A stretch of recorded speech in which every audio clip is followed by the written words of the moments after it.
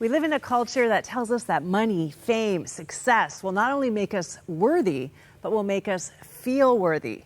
But is it true? My guest today says that none of that will fill what he calls the Swiss cheese holes in all of us. Ken Shigematsu, welcome. Thanks, Cheryl. Really good to be with you. It's so great to have you. And, you know, you've written a book about this that I love called Now I Become Myself.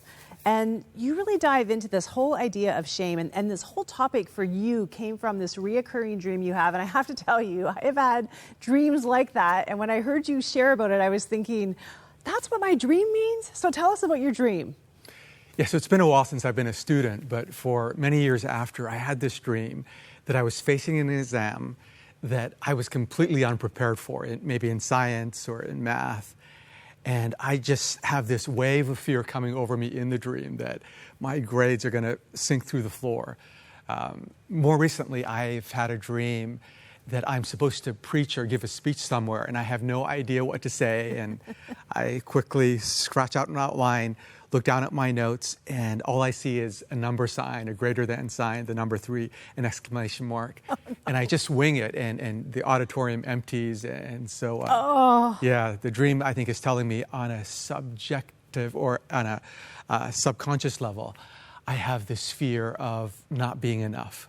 Would you say we all, to some extent or another, have that? And when I heard you say that, I was like, that's what my dream means. Because I'm also just about missing planes or just missing the boat kind of thing.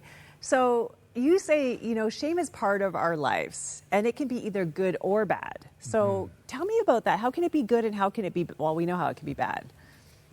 Well, yeah, there can be times where shame can be good. So in Now I Become Myself, I describe how when I was a teenager, I was caught shoplifting.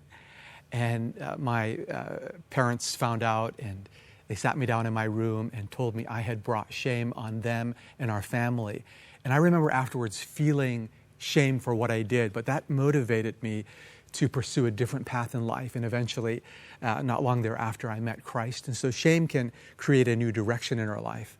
But if shame is something that we feel long-term, short-term, shame can be redemptive. But if we feel it long-term, and if it becomes part of our identity, as Brene Brown says, if we are experiencing the painful sense that we are flawed and therefore unworthy of love and belonging, that's when shame becomes toxic and really destructive. Yeah, going from I did something wrong to I am wrong. There's something wrong with me. Yeah. Oh, I think that's so wise. And, you know, you made a point in the book, which I appreciated, that a lot of successful people experience this. And you named off some successful people who've admitted to it. So tell us about that. Really, like you would think the fear of failure and shame happen from your failures, the things you're ashamed of. But even people who are succeeding in life that we would judge are still struggling with this. Yeah, so for example, my father-in-law was a successful chief executive officer in Japan. I was quite close to him, and I was baffled by his insecurities and sense of not quite being enough. Or take someone like Michelangelo, one of the greatest painters of all history. He once said while he was painting the frescoes on the Sistine Chapel, I am not a painter. He actually wrote that to a friend of his in a sonnet, and then later painted God's connection with Adam. Wow. So yeah, it's all of us. So if I have a lot of shame in my life, I'm a shame-based person, how does that present? How would I be acting? So shame can cause us to do one of two things. Shame can cause us to go small and shrink back and not show up for our lives, not speak out, not act in some way. But shame can also cause us to go big and try and do something great in order to prove that we are worthy. So we might want to be more of a success, work harder, have a better body, maybe follow religious rules. Like, why is none of that working to kind of kill the shame? Because we think it does work, right? That's why we're doing it. Yeah, Thomas Merton, a very wise writer on the spiritual life, said that we tend to feel invisible, and so we wrap ourselves with bandages of achievement, of material possessions, of pleasures, of trying to build a reputation that makes us feel special. But none of these things actually can take away our shame. When we live a life trying to define ourselves by what we do or what we have or by what others think of us, Merton says we're living from what he calls the false self. the only way to really break free from our shame and to receive our identity as God's children, as those made in His image, is to experience a sense of God's love for us. Not just to know it in our head, but to deeply experience it. That's why Now I Become Myself is the name of the book, because the false self is what so many of us are living out of, trying to put on this big show. So if we need to experience God's love, now you say that when we feel shame, we put up walls to protect ourselves from rejection, from the pain that we felt from our failures, but that wall also keeps love out. So how do we, when we've been hurt or, disappointed people, how do we tear down that wall and experience God's love? Yeah, so when we are hurt, we tend to put up walls, as you're saying, as I've written about. And what we need to do is ideally find someone or believe that God is trustworthy and then really open up to God. When we name something painful, an emotion like shame, if we were to put a scanner on your brain, the scan would show that as you name the emotion of shame or envy or anger or sadness, that the emotional center of your brain actually calms down, that you experience solace.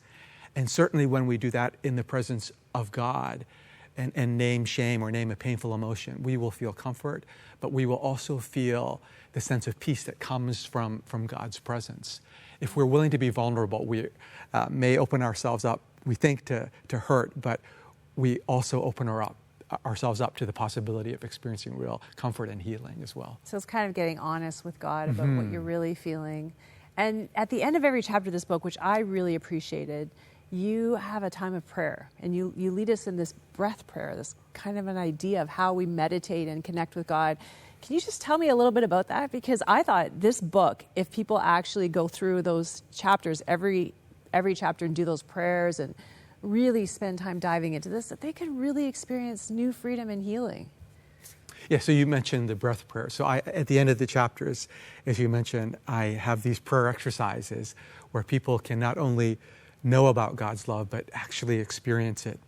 And so one of the practices I describe is something called a silent centering prayer, where I simply sit and take time to breathe deeply and receive the breath of God. So in Hebrew and Greek, in the languages originally written for the Bible, the words for breath and spirit are one and the same. And so as I breathe in deeply, I remind myself that I am receiving the very breath or the spirit of God.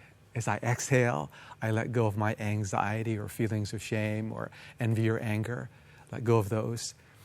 Breathe in the very breath or spirit of God. And my mind tends to wander. I tend to be a very easily distracted person. At any given time, I can feel like there are 132 monkeys jumping around in my head. Same.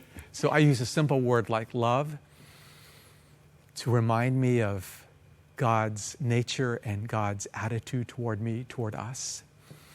Breathe in deeply, receive the Spirit. Use the sacred word love to remind myself that God is love and that I am loved. And I do this for several minutes, and afterwards I tend to feel a little more centered, a little bit more aware of God's presence, a little bit more of God's love. And so it really is a gift, and it has been transformative for me. And those breath prayers, there's a physiological aspect to that breathing, isn't there, in terms of calming down our whole nervous system? Yeah, there is. So when we breathe in, that energizes us. Psychiatrists and social scientists describe that as activating our sympathetic nervous system. But when we exhale, especially when we do a slow exhale, that activates our parasympathetic nervous system, which actually calms us, relaxes us, fills us with a greater sense of peace. So something is happening on a spiritual level as we breathe in the breath of God, but also on a physiological level. It's bringing wellness to us. And I think too, lies are at the root sometimes of the shame. So somebody could be watching this and saying, I failed God in a way that He could never forgive. And so, you're basing your truth on what we know of God's nature in the Bible. But if somebody's maybe struggling with those truths, struggling to believe those truths about themselves, or maybe they've made just such a huge mistake they can't forgive themselves, what advice would you have for them to start this journey of being more free? Because we know that God's heart for every person listening to this interview is freedom. Mm-hmm. Yeah, God really does want us to be free. Jesus said, when you know the truth and live in the truth, you'll be set free. And the fact is, a person may feel like they failed, like they're a loser, that they're unworthy. But God doesn't see them that way. God doesn't see you that way. God doesn't see me that way. And when we turn to the truth, for example, in God's word, that nothing in all creation, not life, not death, not the present nor the future, not demons, not anything in all creation, including our failures or our perceived failures, can separate us from the love of God. That brings freedom. John says in 1 John 4:18 that perfect love casts out fear, including the fear of rejection, which is at the core of shame. So when we embrace God's love and experience it, we are set free from the fear of rejection, shame, and we can walk with more joy and lightness of being. There's so much more that I could unpack in this book. Thank you so much for writing about shame, an issue we're all dealing with, the fear of failure, comparison, envy. I really hope that this helps so many people get free, and I know it will. Thank you, Ken, for being here today. Thank you, Cheryl. It's been a joy to be with you and with your viewers. And we want to make sure to get this book into your hands. I know you're going to absolutely love it as much as I did. Here's how you can get your copy.